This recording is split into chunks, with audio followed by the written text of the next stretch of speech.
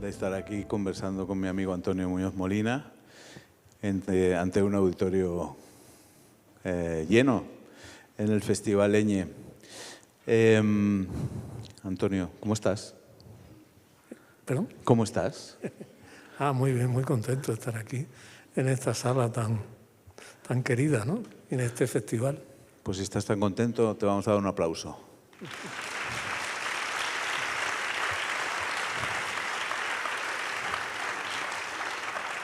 Para que lo estés más.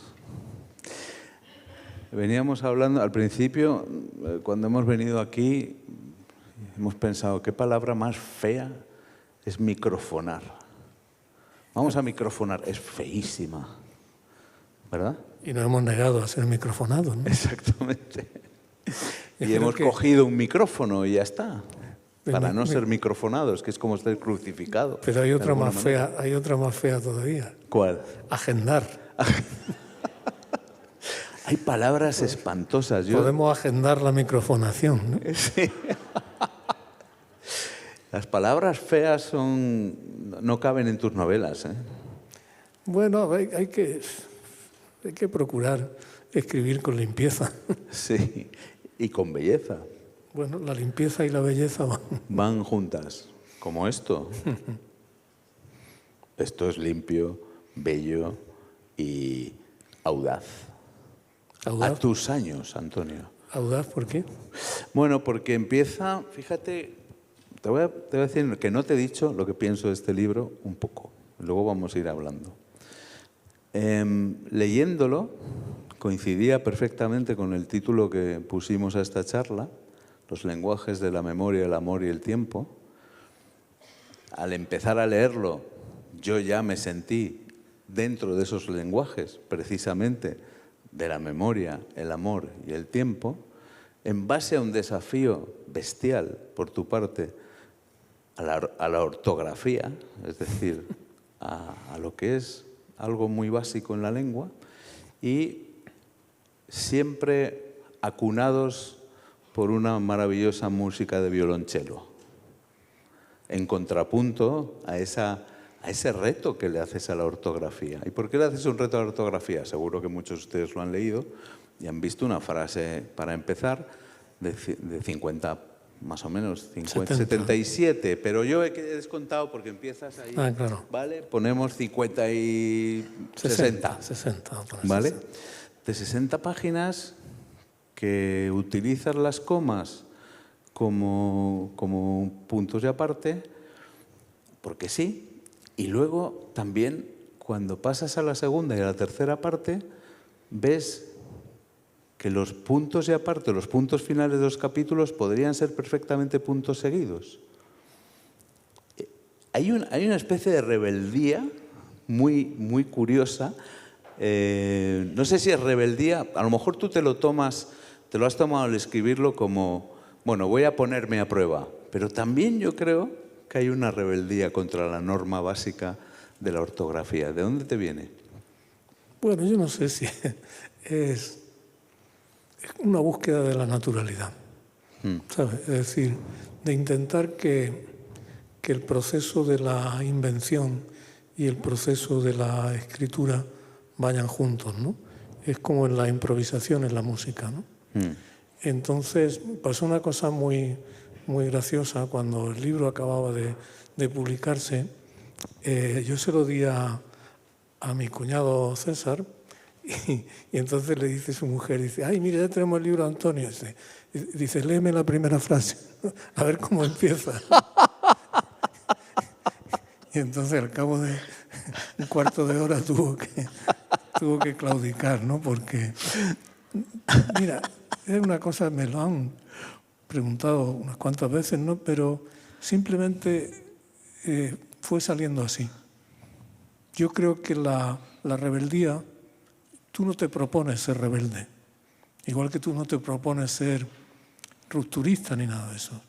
Tú lo que te propones es que quieres hacer algo lo mejor posible, quieres transmitir las sensaciones o además también entregarte a un proceso de escritura que no tenga que no tengan constricciones, ¿no?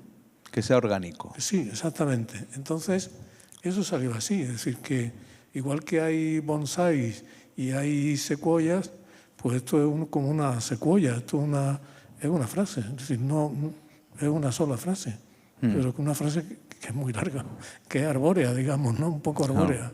Pero ya está. Y luego lo otro, lo que te decía de la búsqueda de la naturalidad, también había otra cosa que era que yo, la separación de cada capítulo de este libro, la separación de las partes está marcada por la extensión de los cuadernos en los que escribí el primer borrador, ¿no? Ya. Entonces yo tenía unos cuadernos y tenía que llenarlos. Y cuando llegué al último se acabó el libro, ¿no? Tenía que acabarse el libro. Y luego, cuando terminaba cada día de trabajar, ahí terminaba el capítulo. Es decir, cada pequeña unidad que hay está marcada por la jornada, por el día, ¿no? Entonces dices, ¿por qué eso? Eso fue saliendo, eso no me lo propuse yo. Yo creo que a lo que aspiramos todos cuando hacemos cualquier arte o cualquier trabajo es a la naturalidad. ¿No? Es decir, a que las cosas salgan, fluyan, ¿no? Y hay una cosa que tú y yo hemos visto muchas veces, que es la naturalidad de los grandes músicos, por ejemplo. Sí. ¿No? Entonces ellos, parece que la música está surgiendo en ese momento de ellos. Eso no es verdad, claro. Sí. Hay por detrás hay una disciplina, hay un estudio tremendo, y yo aspiraba a eso, ¿no? Es decir, esa naturalidad de dejar que vaya surgiendo la cosa, ¿no? Como yo tengo un amigo que es el escultor Leiro, ¿no? Sí. Que es un gran escultor, que él utiliza mucho con troncos de árboles, con tablones que encuentra por ahí, y entonces muchas veces la figura que él hace viene marcada por la forma de la madera, ¿sabes? Sí, sí. ¿Sabes? Es decir, entonces de pronto hay un personaje que tiene un brazo, un solo brazo, un personaje muy raro que tiene un solo brazo, y es porque el punto de partida era un trozo de madera que tenía un brazo, ¿sabes? Yeah. Entonces esa búsqueda de la naturalidad para mí es cada vez más importante, ¿sabes? Es decir, pero claro, es una naturalidad que requiere paradójicamente mucha experiencia. Claro. Es decir, requiere, bueno, pues haber dedicado tu vida a una cosa, ¿no? Cuando tú ves... yo veía hace poco, ahora el cincuentenario de la muerte de Casals, ¿no? Y ahora porque precisamente sale en la novela, ¿no? Y he estado viendo unos documentales y unos vídeos, hay vídeos extraordinarios de Casals, ¿no? Entonces Casals por la mañana cuando se levantaba tocaba una suite de Bach, ¿no? Igual que otros hacen meditación o que algunos salimos a correr, él se levantaba y tocaba una suite o tocaba una sonata, una partita o algo, ¿sabes? Eso como el ejercicio matinal. Sí, buenos días, ¿no? Claro. Entonces tú ves a Casals, ¿no? Tocando el cello, tan viejo, ya muy mayor, ¿no? Y tocando esas suites que había tocado, que llevaba tocando toda su vida, desde que tenía 13 años, ¿no? Sí, sí. Entonces tuve ahí la conquista de esa naturalidad suprema, ¿no? Yo creo que eso es a lo máximo que uno puede aspirar como escritor o como artista o como lo que sea, ¿no?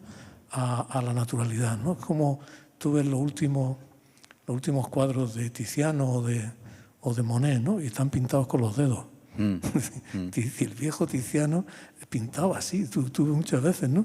Entonces, esa naturalidad era lo que yo busco, lo busco, lo intento lograrlo, ¿no? Yeah. Naturalidad también para las obsesiones. Y este libro sigue fielmente digamos, el viaje de sus obsesiones. Yo podría decir deriva, pero no, es un viaje, porque hay que cogerlas cariño, aunque sean obsesiones. Y entonces, en tu caso es eso, el amor, la memoria y el tiempo. El tiempo cada vez más. Hay ya cuando acaba en otra de las partes del libro, hay un personaje que dice: el tiempo lo cura todo, y ahí es cuando yo te digo que también te rebelas contra la ortografía, pones el punto final a ese capítulo y empiezas el siguiente diciendo: el tiempo lo mata todo. Claro que son dos personajes con dos visiones Exactamente, distintas del porque mundo, son ¿no? dos personajes con dos visiones. ¿Quién tiene razón? ¿El tiempo lo cura todo o lo mata todo? El tiempo lo cura todo y lo mata todo. Así. Es decir, no hay tu tía, ¿no? Yo recuerdo una vez, cuando yo conocí a Ángel González, era bastante joven, ¿no? Y él me parecía ya un hombre muy mayor, probablemente era más joven que tú y que yo ahora, ¿no? Y me acuerdo que me enseñó una foto de una prima suya, ¿no? Sí. Una prima suya que acababa de morir. Y era una foto en blanco y negro, como de los años 40, y era una mujer bellísima, ¿no? Y entonces el hombre estaba como muy afectado y decía: esta es mi prima, el tiempo la hizo y el tiempo la deshizo, ¿no?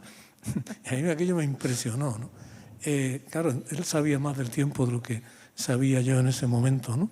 Y es así, es lo que tiene la vida, ¿no? No hay otra cosa, ¿no? Entonces el tiempo también te permite una plenitud, ¿no? Una plenitud espiritual y a veces de experiencia y incluso de presencia, ¿no? El tiempo embellece antes de destruir. El tiempo embellece, ¿no? Lo que nos perjudica básicamente no es el tiempo, es la codicia o la maldad o ¿sabes? Pero el tiempo, tuve a muchas personas, y yo quise retratar en el personaje femenino, en Adriana Zuber, quise retratar una persona en la que el tiempo le ha quitado mucho, pero no le ha quitado lo fundamental, que es una especie de belleza interior que resplandece en su presencia física, ¿no? Bueno, y que tiene obsesionado al protagonista también hasta el punto de que ese amor no pasa, ¿no? Bueno, además fíjate que tiene la obsesión, lo principal de la obsesión es que es involuntaria. Sí. Es decir, este hombre a veces, a lo largo de casi 50 años, muchas veces no se ha acordado de ella conscientemente, pero ha seguido encontrándola en sueños, ¿no? Entonces eso para mí era muy atractivo, ¿no? Como lo que la memoria consciente no llega, a veces descuida y todo eso, como en el sueño te va avisando, te va diciendo, te va impidiendo que olvides, ¿no? Y eso como tema literario creo que es muy atractivo, ¿no? Es decir, por qué las cosas duran, ¿no? ¿Por qué habiendo olvidándose tantas cosas, ¿no? Olvidamos tantísimas cosas, ¿no? ¿Y por qué unas cosas se olvidan y unas personas se olvidan y desaparecen del recuerdo y desaparecen hasta de los sueños, y otras, sin embargo, persisten y vuelven, ¿no? Y vuelven, ¿no? Eso es literariamente muy interesante. Es decir, porque unas personas se imponen a otras en eso, ¿no? En nuestros sueños, sí, en nuestro recuerdo. Quizá porque hay un tipo de conexión que cuando se establece, hablo del amor, pero también hablo de la amistad, ¿no? Sí, sí, sí. Es decir, hay un tipo o de la familia, ¿no? Sí, claro. Claro, las relaciones familiares están más determinadas por la biología, digamos, ¿no? Sí. Pero cuando se encuentra la amistad o se encuentra el amor, ¿no? Plenamente, es decir, esa identificación mutua, ¿no? Ese reconocerse el uno en el otro, ¿no? Hay un ensayo de Montaigne extraordinario sobre la amistad, que es el recuerdo del que fue su gran amigo y su gran amor, sin duda, que era la Boétie, ¿no? Y él dice, y eso lo puse en la novela, sí, antes de encontrarnos ya nos reconocíamos en nuestros nombres, ¿no? Dice, ¿por qué lo quería? Dice, ¿por qué nos queríamos tanto? Dice, porque él era él y porque yo era yo, ¿no? Yeah. Entonces, cuando tú ves ese tipo de conexión profunda, eso deja un sello, eso es muy difícil que se borre, porque eso te afecta al modo en que tú eres. Eso afecta a tu propia identidad. Tú no eres el mismo. El amor y la amistad te transforman. Y te transforman, en muchos casos, para bien. Para bien, sí. Para bien, ¿no? Entonces, claro, el tiempo, eso es difícil que lo destruya, ¿no? No siempre, o sea, eso que has dicho, el amor y la amistad te transforman. Cuando es para bien es fantástico, pero también te puede transformar para mal. No, eso es lo terrible, ¿no? Sí, claro.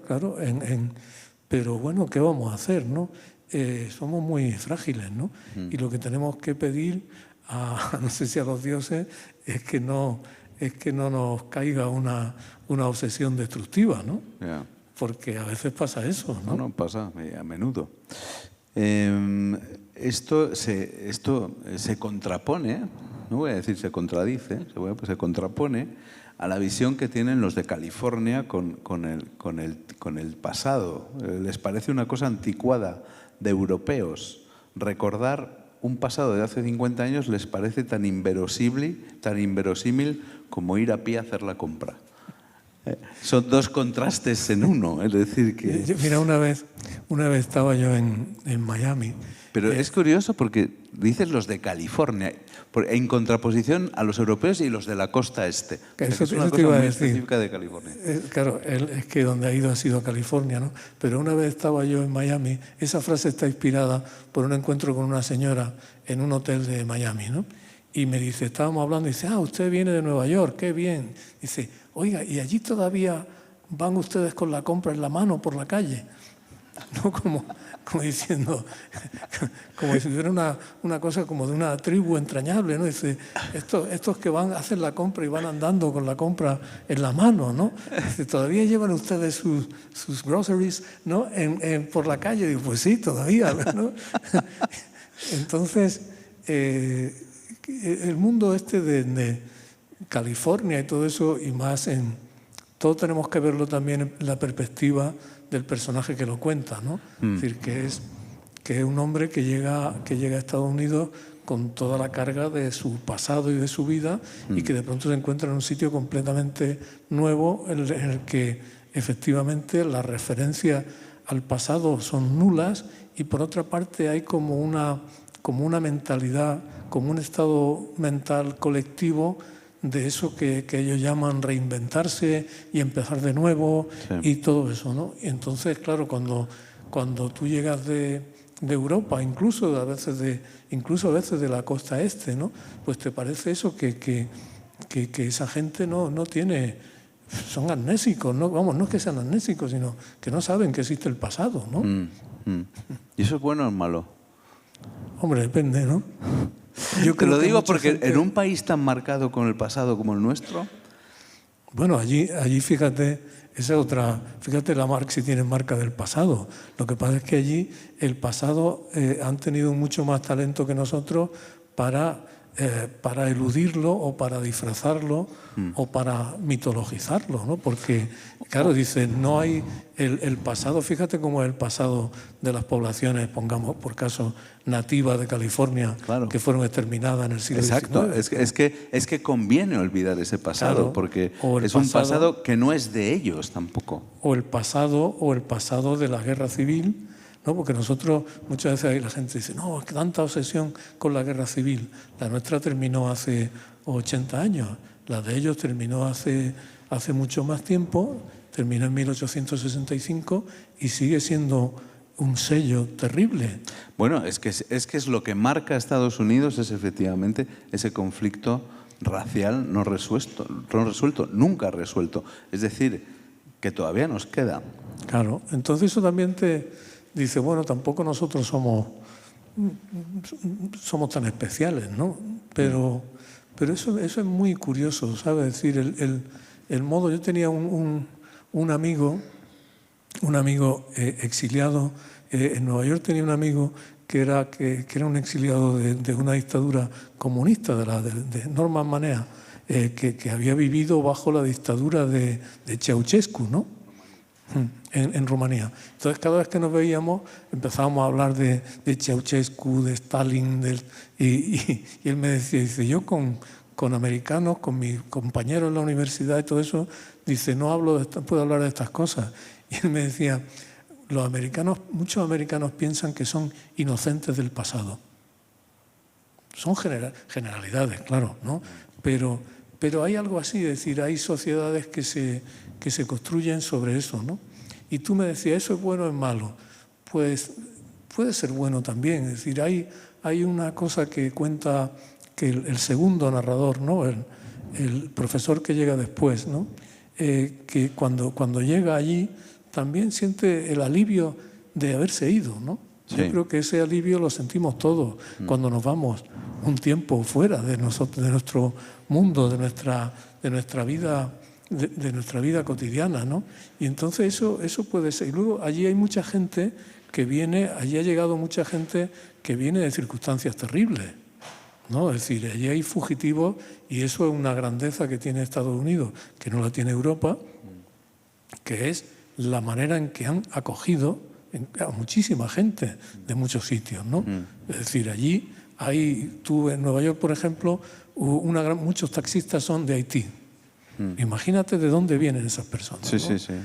Piensa la gente toda la gente que llegó después de la Segunda Guerra Mundial, de supervivientes del Holocausto, ¿no? Entonces, para mucha gente que salió huyendo de los pogroms o de la pobreza o todo eso, pues realmente librarse del pasado estaba bien. Sí. Y luego una cosa que tienen los emigrantes es que el emigrante lo que quiere es que el emigrante sacrifica su vida porque quiere que sus hijos tengan otra vida. Claro. Y que no tengan acento. Que no tengan acento como tiene él y como tiene ella, ¿no? Sí. Entonces ese es como el ideal, ¿no? Y es lógico, eso también lo comprenden, ¿no? Es decir, que la gente quiera librarse del pasado, ¿no? Fíjate cuánta gente, yo tenía allí muchos amigos que eran hijos de veteranos de la Segunda Guerra Mundial. La mayor parte de los amigos míos, yo les preguntaba a todos, ¿y tu padre qué te contaba yo qué sé, de haber estado en el Pacífico, de haber el desembarco en Normandía? La mayor parte de la gente que había vuelto de la guerra no hablaba. Yeah. No porque tuvieran miedo y nada, sino porque el pasado ese les traumatizaba quizás, ¿no? Bueno, y les traumatizaba, claro. O sea, hablando de... O sea, cuando has dicho que Estados Unidos ha acogido gente que venía de auténticas tragedias, ahora menos, hay que decir también, pero tampoco nosotros más últimamente, al juzgar por lo que estamos oyendo desde ayer de ciertas voces respecto a los inmigrantes, ¿no? Fíjate, lo escalofriante de eso es cómo se repiten las metáforas, ¿no? Y las metáforas son peligrosísimas. Las metáforas las carga el diablo, ¿no? Y hay una metáfora que es la del contagio, la de la epidemia, ¿no? Es decir, el forastero que trae una enfermedad. Sí. ¿No? O a los que se les llama fardos, qué palabra más fea, volviendo a las palabras feas, cuando se les llama fardos, vienen fardos de gente. Madre mía. Y eso es decir, es que traen el tifus, ¿no? Sí. Y eso además cuando nosotros somos un país de migrantes, de gente que ha emigrado, ¿no? Que ha emigrado a muchos sitios y que ha emigrado con mucha pobreza, ¿no? Pero... Se nos olvida. Bueno, no sé, es un mundo un poco alarmante, ¿no? Sí, es un mundo... Aún así, tú eres de las personas que se ha empeñado siempre en poner valor y rebelarse también contra ciertas visiones que hay desde fuera de España. En el libro está también, cuando dices que la España macabra, al gusto del público americano, con un matiz... O sea, la España macabra al gusto del público americano con un matiz de exotismo cultural. Y esto, cuando leí esta frase dije, bueno, es lo que él denunciaba, lo que tú denunciabas en un artículo como Francoland, esa obsesión que tiene mucha gente de fuera o intelectuales de fuera, de ponernos encima el San Benito de España negra, cuando realmente en los últimos 40 años hemos demostrado que podemos ser más modernos que nadie, ¿no? Y no solo en los últimos 40 años, sino que nuestra historia no es solo una historia de... Sí. Y eso no quiero que... por ahí no vamos a ir al camino de la reivindicación del imperio ni de nada de eso, ¿no? Como se hace ahora. Lo cierto que a mí siempre me ha dolido, y yo creo que todo el que ha vivido fuera o el que sale fuera es algo que le duele, es la facilidad con que personas en apariencia muy bien informadas aceptan los peores estereotipos sobre España. Sí. ¿No? Es decir, y eso gente, eso por una parte, España nunca ha tenido una política exterior, una visión de Estado de verdad de difundir, no de hacer propaganda, sino de difundir la complejidad verdadera de la sociedad española. España nunca ha tenido, el Estado nunca ha tenido eso. Y gente como lo que intentaron dar esa especie de golpe de Estado posmoderno de 2017, eso es algo que supieron hacer muy bien, igual que los propagandistas del terrorismo de ETA también lo aprovechaban. Es decir, en ambientes cultos, incluso medio ocultos, internacionales, enseguida es muy bien aceptado cualquier información oscura sobre España, es decir, cualquier repetición de los peores estereotipos sobre España. Bueno, de esa leyenda negra. ¿Sabes? Exactamente. ¿Sabes? Entonces, eso es, yo lo he visto tantas veces, ¿no? Me acuerdo alguna vez que discutiendo con alguien allí en Nueva York, decía, en mi país, entre otras cosas, no tenemos pena de muerte, ¿no? A diferencia del de ustedes. Sí, sí. Es decir, nosotros, ¿sabes? Entonces eso... esa visión de España sombría como medio también exótica, es decir, tú ves que muchas veces hay informaciones que sí sobre toros, y una cosa dices, qué pereza mental, ¿no? Qué repetición permanente. Qué tópico. De este estereotipo, ¿no? Ya te digo, cuando ahora, por ejemplo, fíjate con algo tan reciente como lo de Jenny Hermoso, ¿no? El célebre Piquito, célebre, ¿no? De Rubiales. Cuando tú veías muchas informaciones en The Guardian, en la prensa británica, en la prensa americana, era como la prueba de que España era un país oscurantista. Y dices, pero vamos, en España si algo hemos avanzado, ¿no? Ha sido, es decir, en igualdad, en reconocimiento de los derechos de los homosexuales, en reconocimiento... Entonces, hay una tendencia a sentirse superiores, ¿sabes? Como que esto es un país siempre marcado por la guerra, un país siempre condenado a la repetición del pasado.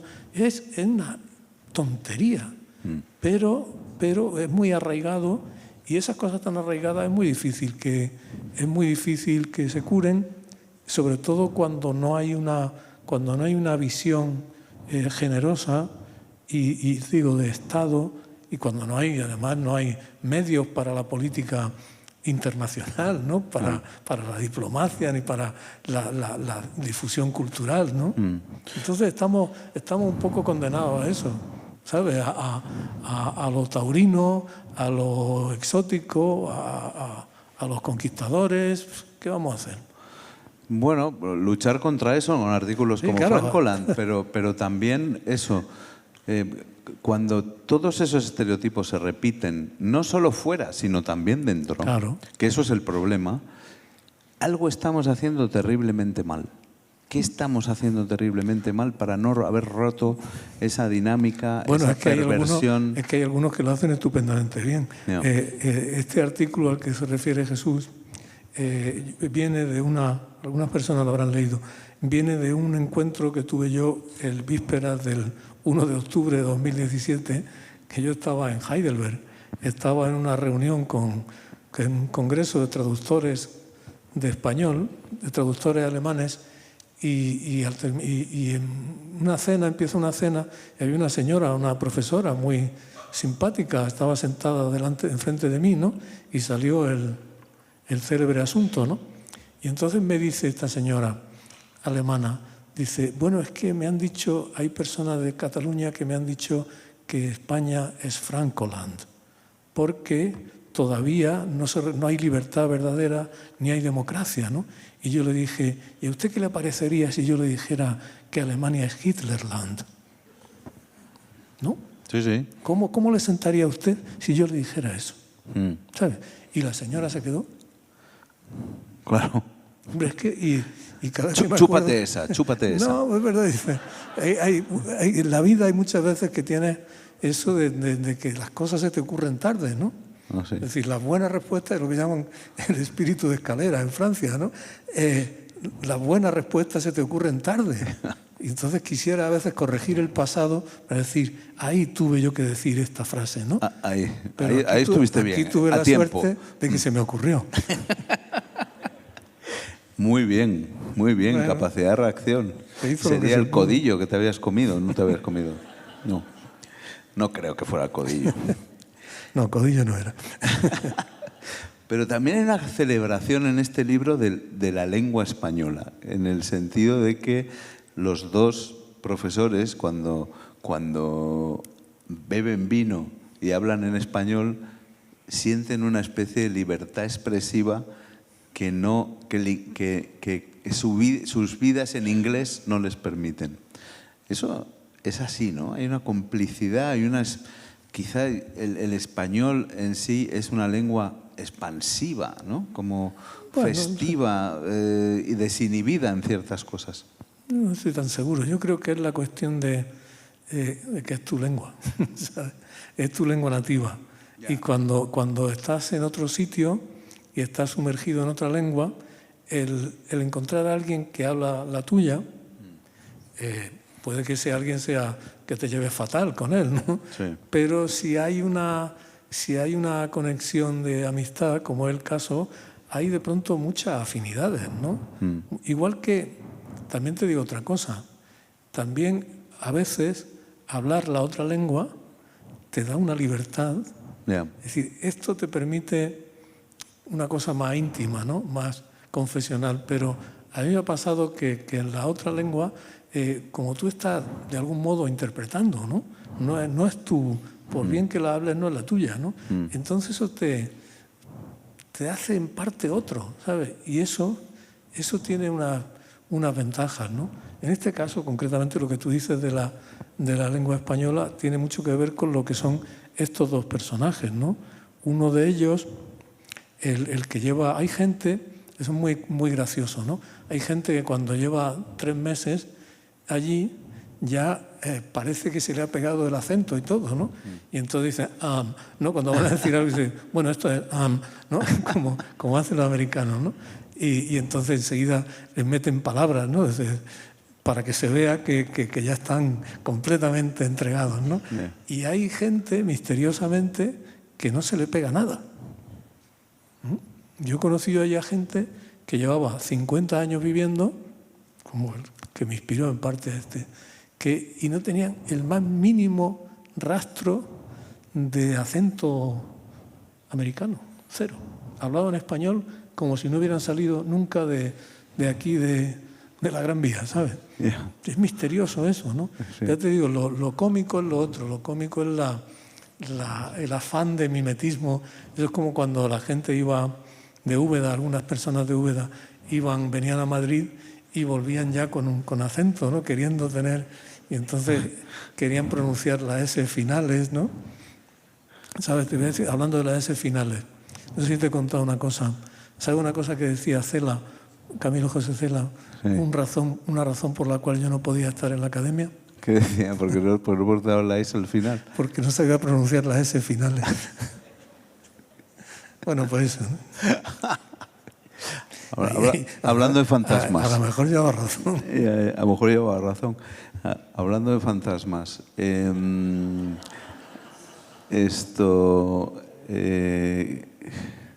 Venía pensando esta mañana, digo, esto se lo tengo que plantear a Antonio. ¿Tú no estás harto? En mi caso yo estoy harto e indignado de que la palabra cultura, lo he dicho aquí, lo quiero repetir porque quiero no dejar de repetir, la palabra cultura se haya convertido en una especie de soniquete intercambiado para degenerarlo y hablar de guerra cultural, cultura de la calcenación, cultura de la violación. Esta cosa de los politólogos, no sé si hay alguno en la sala, si lo hay, es culpable.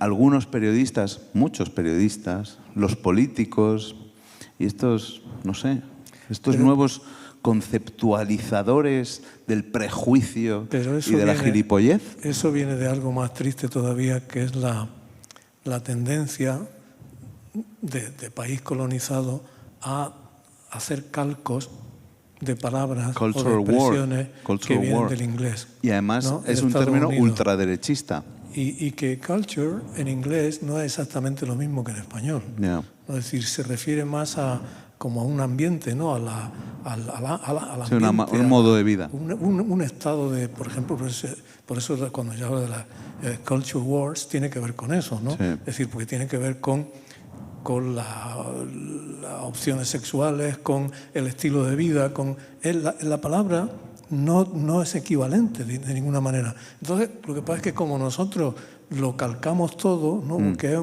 en ese aspecto somos muy patéticos, porque somos unos colonizados, ¿no? Entonces, aceptamos, calcamos expresiones que no son nuestras, porque tenemos ese afán de mimetismo, ¿no? Ese afán de mimetismo igual que ahora, por ejemplo, decimos que alguien que está preso está bajo custodia, ¿no? Porque eso, fíjate que eso se dice ahora mucho, ¿no? Sí. Bajo custodia, ¿no? In custody. Son como...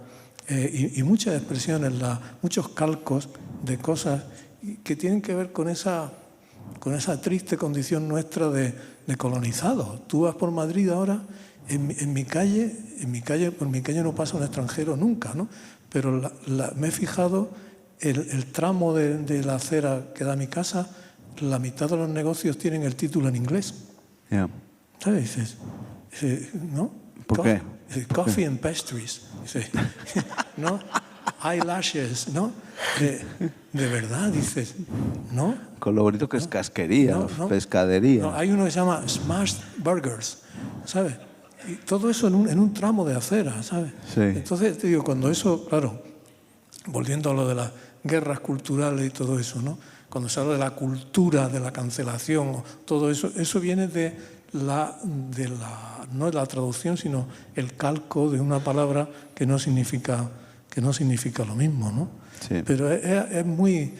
Eso además tiene el efecto de que, como tú dices, degrada y abarata lo que para nosotros significa cultura, ¿no? Claro. La palabra cultura. Sí, que no es guerra, sino que es un puente de diálogo. Hombre, y que yo me acuerdo cuando yo era niño, las personas mayores se acordarán que la cultura era una cosa que se adquiría. Sí. ¿No? Había una cosa que había muchos cursos por correspondencia cuando yo era niño y adolescente. Yo me apunté a algunos, ¿sabes? Y había cursos de cultura general, ¿no? Uno se hacía una cultura, ¿no? Y luego la cultura empezó a tomar una vertiente medio antropológica, ¿no? Ya no era algo que tú construías, que adquirías, sino algo en lo que nacías, ¿no? Es decir, que era una visión como tribal, ¿no? Y ahora ya ha venido esta ola de la cultura de esto y la cultura del otro, que ya es un aburrimiento, ¿no? Pero porque ha pasado a otra esfera y nosotros la hemos dejado ir. Hemos dejado que nos robaran eso para meterla en el campo de la lucha política, de la ideología, que es donde realmente es una guerra ideológica, no es una guerra cultural la que se quiere librar. Pero nosotros, yo creo que escritores, creadores, debemos reivindicar que no se prostituya el término, ¿no? Hombre, yo creo y debemos ser en eso muy beligerantes. Sí, absolutamente. Yo creo que lo fundamental es llamar al pan pan y al vino vino, ¿no? Y claro, es como palabras como empoderamiento, como cosas así. Son demasiado, son calcos. Dice, no sí. Tenemos, en español no hay, otros idiomas están peor. Es decir, el italiano, por ejemplo, que es un idioma de una belleza, de una expresividad tan grande. Tú ves los periódicos italianos y todos son, y todo en inglés. En italiano, cuando tú estás en Italia en un acto literario, cuando hablas de la ficción, se dice il fiction. In fiction. In fiction. Il fiction, ¿sabes? Entonces dices... Internet. Sí, somos países pues, coloniales, ¿qué vamos a hacer? ¿No? Yeah. Estamos sometidos, estamos fascinados por... En Francia también pasa, sí, pero mal de muchos no debe ser consuelo claro. de No, tontos. nosotros estamos mejor, comparativamente. Yeah. Nosotros estamos mejor. Quizá porque también tenemos un aporte y una enseñanza constante por parte de América Latina y España, que en vez de stop ponen pare. Sí, pero también dicen el freezer. Por otra parte, cuando la lengua es creativa, eso es extraordinario también, ¿no? Sí. Es decir, yo he tenido... En Nueva York hay una profesión extraordinaria, que es la profesión del súper, que es como no el portero, sino el responsable del edificio, ¿no? Y los súper suelen ser centroamericanos, muchos de Guatemala y todo eso, ¿no? Entonces yo me acuerdo de una conversación con el súper de mi edificio, que era yo le dije, mira, tenía un problema, que no funcionaba el congelador de mi nevera, ¿no? Entonces él llama a otro conocido suyo y le dice que no le trabaja el freezer, ¿no? No, claro, pero eso es bonito también, ¿no? Es decir, que igual que yo creo que esos calcos pedantes son dañinos, pero la llegada de palabras y de cosas así, tampoco pasa nada, ¿no? Hay mucha belleza también, ¿no? Hay belleza. Y fíjate cuando hay belleza y sobre todo también hay efectividad en ciertos términos. Claro, fíjate, son más efectivos. Por ejemplo, la maravilla de la influencia de tantos hispanohablantes de América Latina que hay ahora en Madrid, ¿no? Sí. Tú eso es una riqueza partes, impresionante. Por todas partes vas escuchando acentos. Versiones de un español, acento y lenguaje y todo eso, que tiene mucha belleza, ¿no? Eso, fíjate que antes... Hay música. Sí. Hay más música. Claro, mucha, ¿no? Eso, ahí hay mucha belleza, ¿no? Yo fíjate que en la novela me salió un personaje que me salió casi por casualidad, fue la señora que cuida a la protagonista, ¿no? Sí. Y en un momento dado, ese personaje, la historia, la conté a través de su ojo, ¿sabes? A través de su mirada, ¿no? Y eso cuando se me ocurrió, es una cosa que yo disfrutaba haciendo, ¿no? Claro. Es decir, tiene a los personajes que están hablando, el uno al lado del otro, los dos personajes principales, y hay como una sombra que es una señora ecuatoriana, como tantas que cuidan a personas mayores en Madrid, ¿no? Y de pronto la historia la vi desde su punto de vista. Claro. ¿Sabes? Eso es algo que el arte de la novela favorece mucho, ¿no? Que es el que se vean las cosas desde puntos de vista distintos. Puntos de vista, sí. No hay un solo punto de vista, ¿no? Igual que no hay un solo libro, ¿no? Ni una sola opinión. No. Querido Antonio, hemos llegado al final de nuestra conversación y ha sido, como siempre, pues un gusto hablar contigo. Un aplauso. Muchas gracias.